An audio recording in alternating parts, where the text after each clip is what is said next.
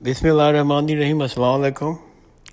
अल्लाह ताला के फजल व करम से हमने एक सिलसिला शुरू कर रखा है जिसमें हम 10 मिनट के अंदर कुरान शरीफ के किसी सूरत का मायने पढ़ते हैं और उसकी मफ़हूम पर रोशनी डालते हैं। और इस ज़मान में हमने जिस सूरत का इंतखाब आज किया है, मेरी एक पसंदीदा सूरत है सूरह अत-तग़ाबुन। ये मदनी सूरत है, इसकी 18 आयतें हैं, 2 रुकू हैं और कुरान शरीफ की तरतीब के लिहाज से सूरत का नंबर 64 है, 64। तो आइए हम इसका तर्जुमा पढ़ते हैं। बिस्मिल्लाहिर्रहमानिर्रहीम। अल्लाह के नाम से शुरू करता हूँ जो बड़ा मेहरबान नहायत रहम करने वाला है। आसमानों और ज़मीन की हर चीज़ अल्लाह की तस्बीह करती है, उसी की बादशाही और वही हमद के लायक है, वो हर चीज़ पे कादिर है। आसमान और ज़मीन की हर चीज़ अल्लाह की तस्बीह करती है। इस आयत के ऊपर मैंने एक अलग से अपना वॉइस नोट बनाया है और कुरान शरीफ में जहाँ जहाँ इस चीज़ की हमें हिदायत मिलती है कि आसमान और ज़मीन की हर चीज़ अल्लाह की तस्बीह करती है, उनको मैंने कलेक्ट किया है और उसकी रोशनी में कोशिश की है कि हम ये समझ सकें कि किस तरह से ज़मीन, आसमान, चरिंद परिंद, पहाड़ अल्लाह ताला की तस्बीह करते हैं और उनका कितना इंटेलेक्ट है। अगर किसी को इंटरेस्ट है तो वो अलग से वो वॉइस नोट सुन सकता है। तो आसमान और ज़मीन की हर चीज़ अल्लाह की तस्बीह करती है, उसकी बादशाही उसकी हमद के लायक है, वो हर चीज़ पे कादिर है। उसी ने तुम्हें पैदा किया, फिर कोई तुम में से काफिर है और कोई मोमिन है। अल्लाह तुम्हारी अमाल को खूब देख रहा है। उसने आसमान और ज़मीन को ठीक तौर पर पैदा किया, तुम्हारी सूरतें बनाई, बहुत अच्छी बनाई, उसी की तरफ लौट कर जाना है। वो आसमान और ज़मीन की हर चीज़ को जानता है, जो तुम छुपा कर करते हो, जो ऐलानिया करते हो, वो सब जानता है। अल्लाह दिलों की बातों को भी जानता है। क्या तुम्हें उनकी खबर नहीं पहुँची जो पहले कुफ्र कर चुके हैं? उन्होंने अपने अमाल का वबाल देख लिया, उन्होंने अपने अमाल का वबाल देख लिया, उनके लिए दर्दनाक अदाब है। ये इसलिए है जब उनके रसूल उनके पास वाज़ेह निशानियाँ लेके आए तो वो कहने लगे क्या इंसान हमें हिदायत करेगा? सो उन्होंने इनकार किया, मुँह फेर लिया। तो अल्लाह ने भी बेनियाजी की। अल्लाह तो ही बेनियाज, बड़ी तारीफ़ों वाला। काफिरों का ख्याल है वो हरगिज़ दोबारा ज़िंदा न किए जाएंगे। आप कह दीजिए हाँ मेरे रब की कसम, तुम ज़रूर दोबारा ज़िंदा किए जाओगे। फिर जो कुछ तुमने किया है वो सब कुछ तुम्हें बता दिया जाएगा। अल्लाह पर बहुत आसान है। तो तुम अल्लाह और उसके रसूल पर, उस नूर पर जिसे हमने नाजिल फरमाया, ईमान लाओ। अल्लाह खूब जानता है जो तुम करते हो।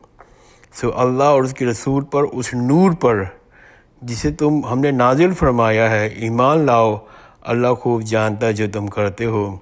इस नूर के बारे में मुख्तलिफ मुफस्सिरीन की राय है कि मौलाना मौदूदी साहब नूर से मतलब मुतालिक वो कुरान शरीफ को कहते हैं कुरान एक रोशनी है, जबकि इमाम गज़ाली इस नूर से माने कहते हैं वो अल्लाह की मार्फरत है जो अल्लाह ताला लेके आए हैं।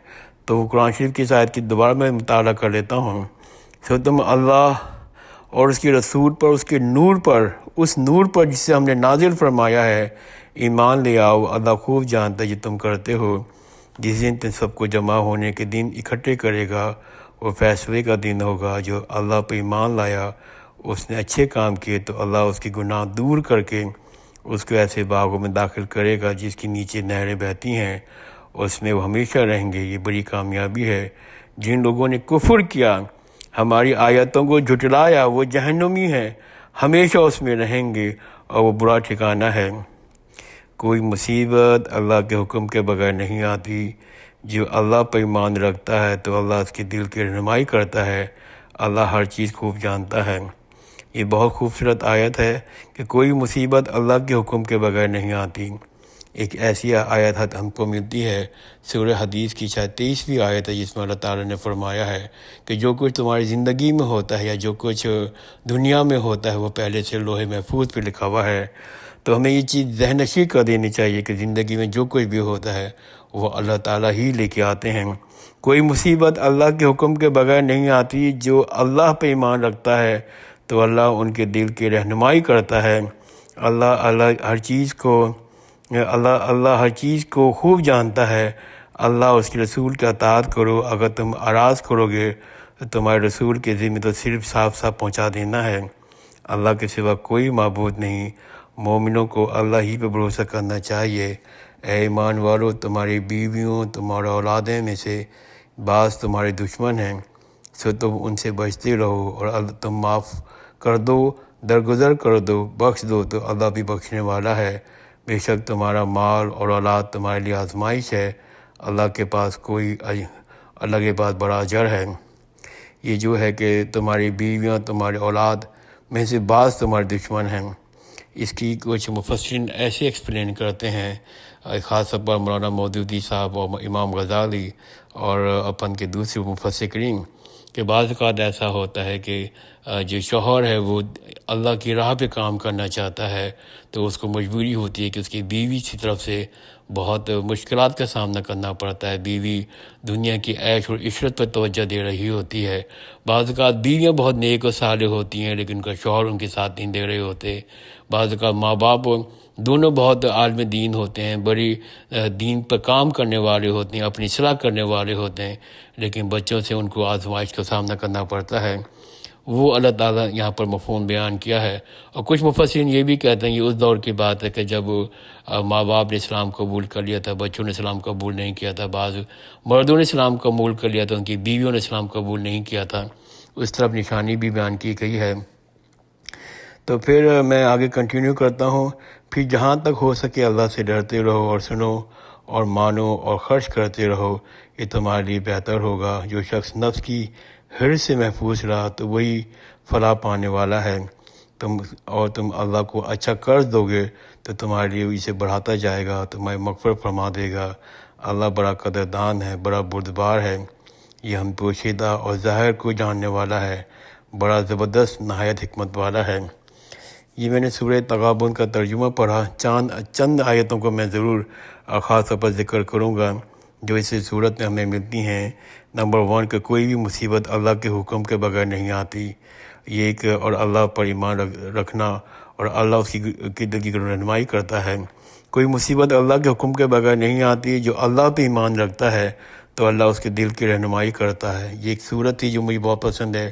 دوسرا، ایمان والو، تمہاری بیویاں تمہارے اولادوں میں سے بعض تمہارے دشمن ہیں، تو تم ان سے بچتے رہو، اور اگر تم معاف کر دو اور درگزر کر دو اور بخش دو تو اللہ پہ بخشنے والا ہے۔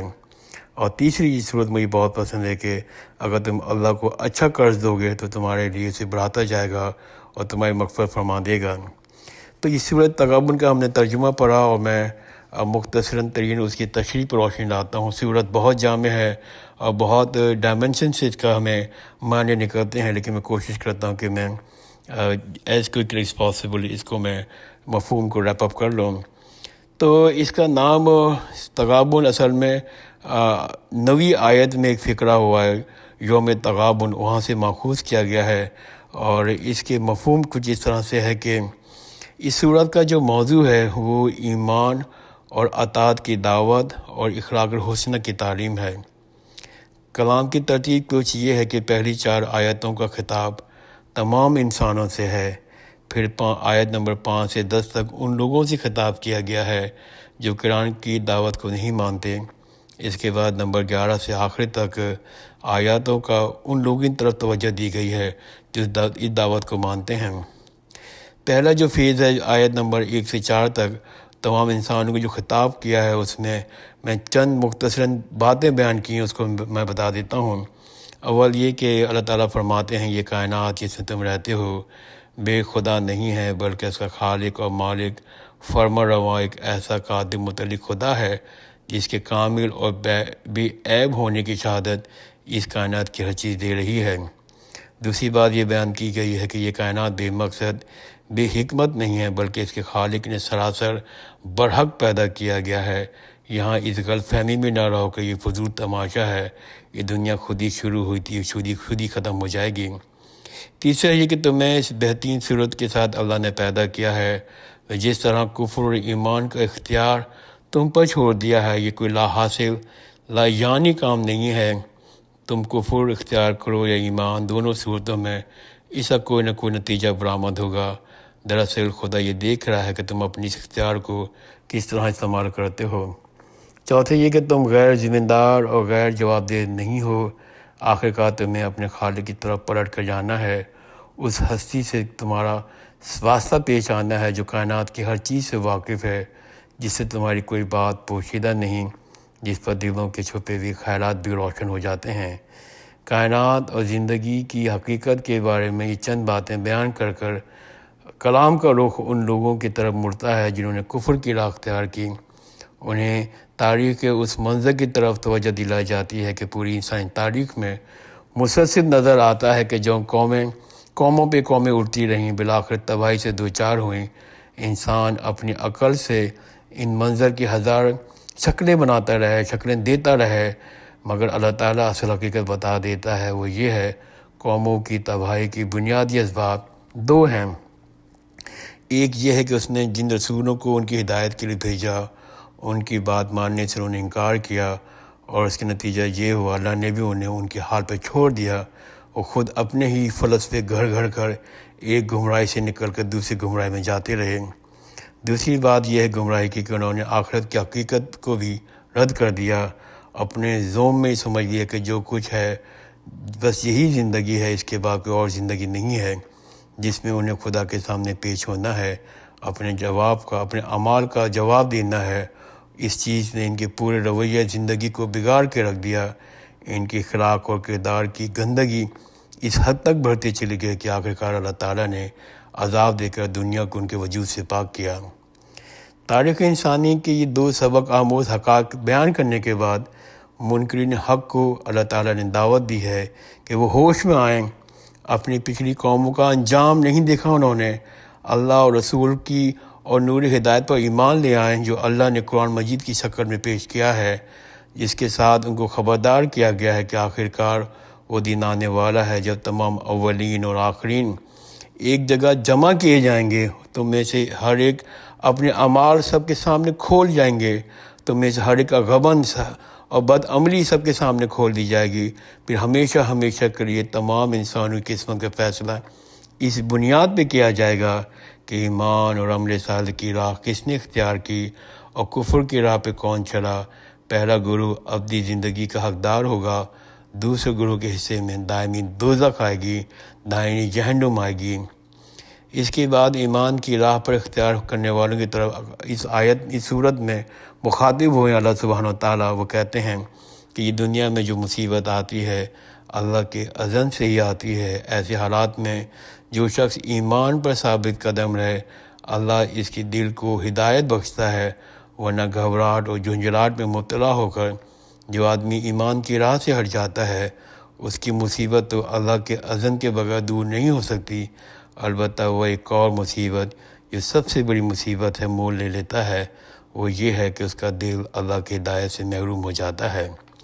میں نے مختصر ترین اس کا ترجمہ پڑھا، اس کی تشریح روشن ڈالی، اور اگر کسی صاحب کو کوئی سوال ہے، کوئی مزید ڈسکس کرنا چاہتا ہے تو مجھ سے کانٹیکٹ کر سکتا ہے۔ جزاک اللہ خیر، خدا حافظ۔